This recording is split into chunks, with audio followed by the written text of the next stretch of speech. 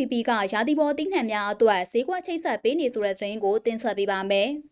မြန်မာနိုင်ငံတတိဝလံပန်းမှန်နှင့်ဟင်းသီးဟင်းရွက်စိုက်ပျိုးထုတ်လုပ်တင်ပို့ရောင်းချသူများအသင်း MFVB အနေနဲ့တောင်သူတွေနဲ့စားတောက်ကုန်လုပ်ငန်းရှင်များကိုတိုက်ရိုက်ချိတ်ဆက်ပေးပြီးရာသီပေါ်သီးနှံတွေအတွက်ဈေးကွက်ရှာဖွေပေးလျက်ရှိတယ်လို့သိရပါတယ်။ဟင်းသီးဟင်းရွက်စိုက်ပျိုးထုတ်လုပ်သူများအနေနဲ့ကုန်စည်လှိုင်းထွက်ရှိချိန်မှာဈေးကောင်းမရဘဲပျက်စီးဆုံးရှုံးမှုများကြုံတွေ့နေရတဲ့ပြဿနာကိုတစ်စိတ်တစ်ပိုင်းဖြေရှင်းနိုင်ဖို့အတွက်ရေရှည်ခိုင်မာမဲ့ဈေးကွက်လမ်းကြောင်းတင်များကိုတိစောက်ပေးဖို့ရည်ရွယ်ပြီးယခုလိုချိတ်ဆက်ဆောင်ရွက်ပေးတာဖြစ်တယ်လို့သိရပါတယ်။ဒီလိုဆောင်ရွက်ပေးရမှာမိုးရာသီကာလအတွင်းရှမ်းပြည်နယ်ရှိအသင်းဝင်တောင်သူများရဲ့တောင်းဆိုချက်အရများပြားစွာထွက်ရှိနေသောရာသီပေါ်သီးနှံများအတွက်ဈေးကွက်ချိတ်ဆက်ပေးနိုင်ရှိကိုအထူးဦးစားပေးဆောင်ရွက်လျက်ရှိတယ်လို့ဆိုပါတယ်။ဒါကြောင့်မိမိတို့လုပ်ငန်းသုံးကုန်ကျန်းများအတွက်အခြေခံတောင်သူများနဲ့တိုက်ရိုက်ချိတ်ဆက်ပြီးအရေးအသွေးစိတ်ချရတဲ့သီးနှံများကိုရေရှည်လက်တွဲဝယ်ယူလို့တဲ့စားတောင်းကုန်လုပ်ငန်းရှင်များအားဆက်သွဲဆောင်ရွက်ဖို့လည်းဖိတ်ခေါ်ထားတယ်လို့သိရပါတယ်ရှင်။